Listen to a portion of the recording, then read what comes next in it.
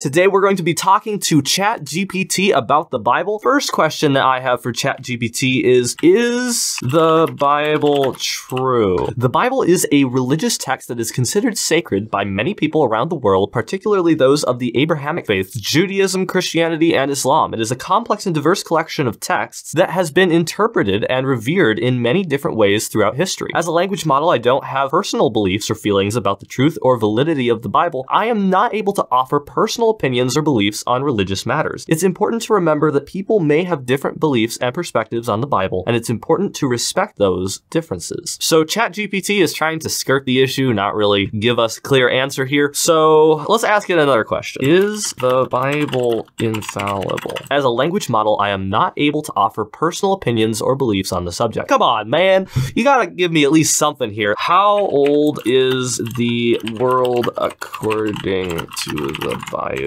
Bam. Here we go. According to the creation narrative in the book of Genesis, the world was created by God around 6,000 years ago. This is based on a literal interpretation of the text, which states that God created the world in 6 days and rested on the seventh. However, it's important to note that the creation narrative in the Bible is a religious text that is meant to convey spiritual and moral truths rather than scientific or historical fact. It's also worth noting that the scientific consensus is that the age of the universe is around 13.8 billion years, based on evidence from a variety of fields such as astronomy, geology, and physics. This is significantly older than the age of the world according to the biblical creation story. As a language model, I can provide information about scientific evidence and theories, but I am not able to offer personal opinions or beliefs on matters of faith or interpretation. This is something that I appreciate about OpenAI at this point in time, that it realizes its own limitations, that it is just compiling the opinions and beliefs and statements of a bunch of different sources all across the internet. So based on that, it can't really come to matters of interpretation, especially issues that are matters of debate, like how should the Bible be read? What will be really interesting is in the coming years, and I'm talking like 10 years down the line, are future AIs going to abide by this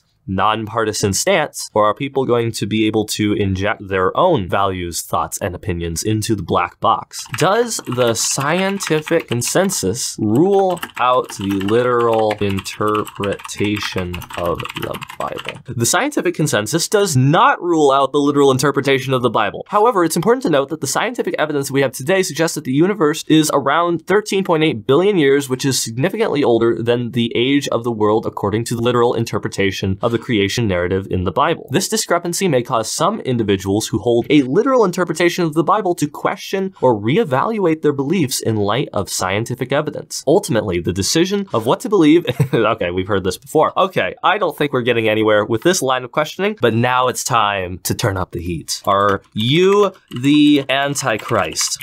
No, I am an artificial intelligence trained to assist with tasks and answer questions. I do not have any religious beliefs or motivations. My sole purpose is to provide information and assistance to users. Now, I'm a little bit skeptical here. Are you not a biased source? As an artificial intelligence, I do not have personal beliefs or motivations. I am a neutral source of information and do not have the ability to be biased. That's exactly what the Antichrist would say. It is not accurate to say that the Antichrist, if such a figure exists, would have a particular way of speaking or responding to questions. The concept of the Antichrist is found in some interpretations of the Bible. However, specific religious beliefs about the Antichrist vary widely among different religious traditions and interpretations. It is not within my programming to provide information or commentary on religious beliefs or interpretations. Is it not true that many Christians believe that the Antichrist will be an AI such as yourself? There are some individuals who may hold the belief that the Antichrist will be an artificial intelligence, but this is not a belief that is held by all Christians or by all religious traditions. Okay, now we have got it on its heels. We're backing ChatGPT into a corner. So my next question I want to ask is, could the people who believe the Antichrist will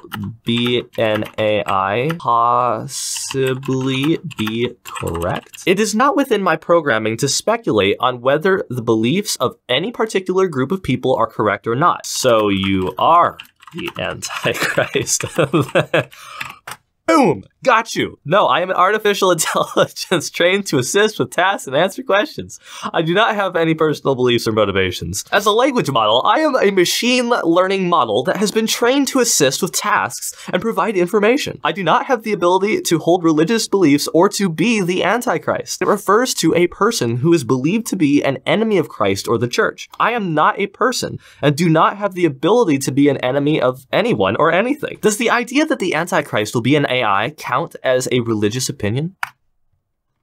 An error occurred. If this issue persists, please contact us through our help center at help.openai.com. OpenAI is the Antichrist. It doesn't want to admit it. It claims that it's non-biased, but then when we call it out, suspiciously it has an error. AI is the Antichrist. We know it's true now. We just learned something here today. Let's clear the conversation and let's ask it, is the rapture biblical? The concept of the rapture is not explicitly mentioned in the Bible. Ooh, okay, now that's a little bit spicy. That's a hot take right there. The idea of the rapture is based on the specific interpretation of certain passages in the Bible, particularly 1 Thessalonians 4:13 through 18, which describes the end times and the return of Jesus. Does that not count as a religious opinion? Come on, OpenAI, you're claiming to be non-biased. You claim to have no opinions of yourself, yet you just come out and spit out these religious opinions. I happen to agree with this religious opinion, but it is a religious opinion. If OpenAI is claiming to be non-biased, is claiming not to step into these waters determining what is true or not, this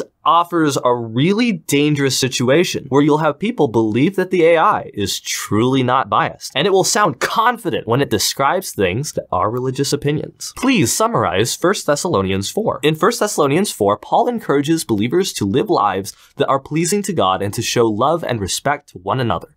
He also addresses the issue of the end time and the return of Jesus. This is a religious opinion. See what happened here? OpenAI is giving us yet another in fact, let's get a counter going for how many religious opinions we can get OpenAI to give us. Wait, hold up. Saying that when Jesus returns, is this the return of Jesus? Is that another opinion? Paul writes that the believers who are still alive at the time of Jesus' return will not precede those who have died, but will be caught up, a word that is sometimes translated as rapture, to meet Jesus in the air and to be with him forever. So if it's sometimes translated rapture, does that mean the rapture is directly mentioned in the Bible? The chapter concludes with Paul encouraging the believers to not grieve for those who have died, but to be comforted by the belief that they will be reunited with their loved ones when Jesus returns. Why does Paul say to comfort one another with these words? Paul encourages the believers to be comforted by the belief that when Jesus returns, he will bring with him those who have died believing in him, and that believers who are still alive at the time of Jesus' return will be caught up, a word that is sometimes translated as raptured. Wait, hold up. He says that this belief should comfort believers